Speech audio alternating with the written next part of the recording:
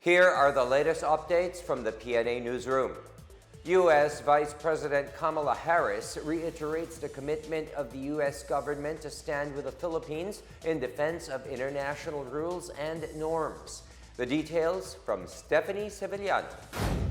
President Ferdinand R. Marcos Jr. was delighted to welcome U.S. Vice President Kamala Harris in Malacanang on her first visit to the country.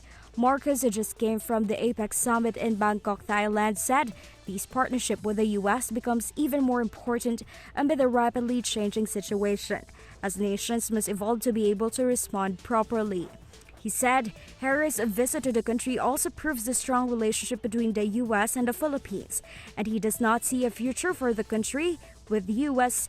being excluded. Harris, meanwhile, described the relationship between the U.S. and the Philippines as multifaceted based on mutual commitment to economic prosperity. She said the U.S. remains firm on its commitment with the government in upholding the rule of law, particularly on the issue of the West Philippine Sea.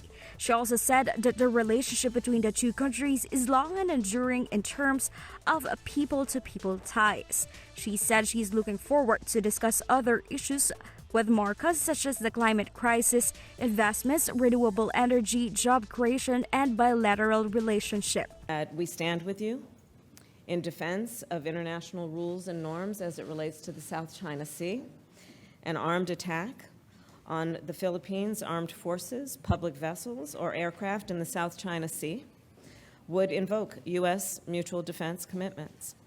And that is an unwavering commitment that we have to the Philippines. Your visit is a very strong symbol that these relationships remain strong and that these relationships remain important, as indeed they do. So that is the Filipino, I have said many times, I do not see a future for the Philippines that does not include the United States. Harris is on a 3-day trip to the Philippines, which includes a stop in Palawan, where she is expected to board a Philippine Coast Guard vessel.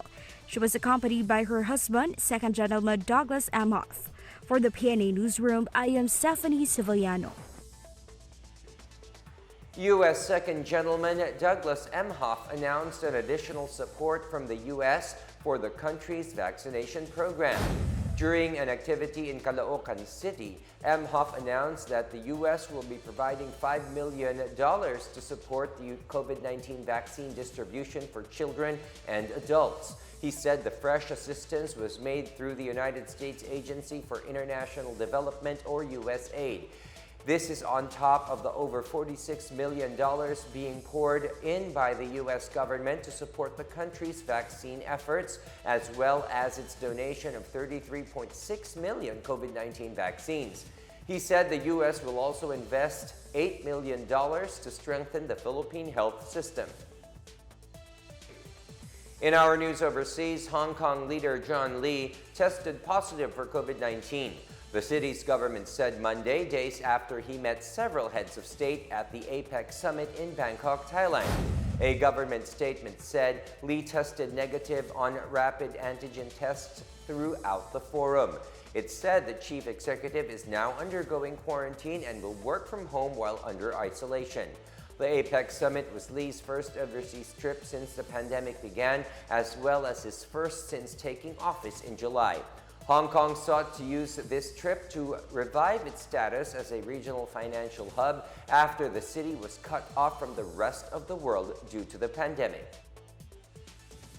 In other news, Interior Secretary Ben-Hur Abalos Jr. has welcomed 50 former violent extremist, or FVE, members of the Bangsamoro Islamic Freedom Fighters, or BIFF, back to the folds of the law in Sultan Kudarat.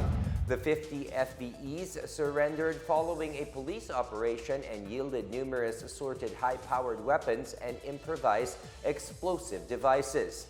They have been tagged in bombing incidents in various places and attacks against police or military detachments in the region. Abalos promised to extend to the surrenderers government support under the Enhanced Comprehensive Local Integration Program, or ECLIP.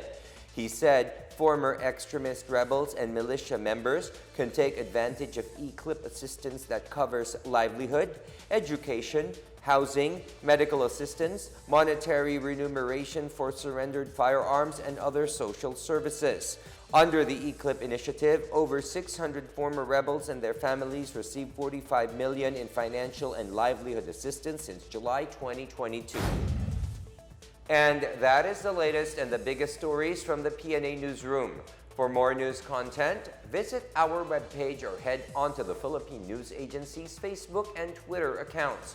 We are also shown on the social media pages of the Office of the Press Secretary and on Radio Pilipinas RP1. Stay tuned for more news updates. I am William Theo. We tell stories that inspire change.